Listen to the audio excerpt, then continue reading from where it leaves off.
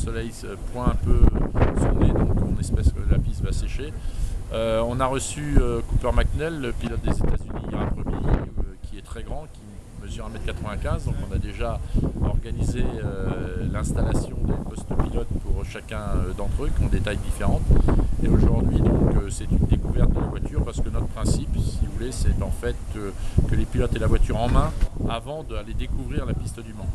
Et dans cet équipage 70, nous avons deux rookies, c'est-à-dire des pilotes qui n'ont jamais fait le Mans, Philippe Dumas et Cooper MacNeil. Ils vont découvrir cette piste. Le règlement oblige à boucler 10 tours minimum au circuit 24 heures du Mans. Et l'objectif du jour, c'est qu'ils aient la corvette le plus en main possible pour avoir leur capacité d'être le plus en sécurité possible pour découvrir la piste du Mans lors de la journée test du 9 juin.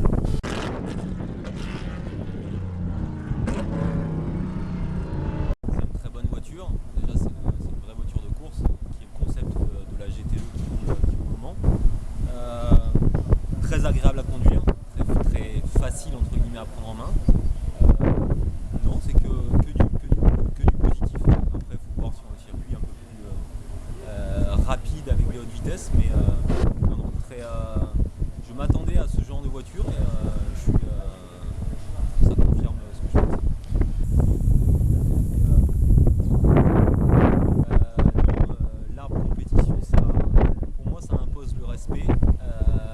Avec beaucoup de participation dans les plus belles épreuves de GT au monde, que ce soit en FIA ou maintenant en WEC.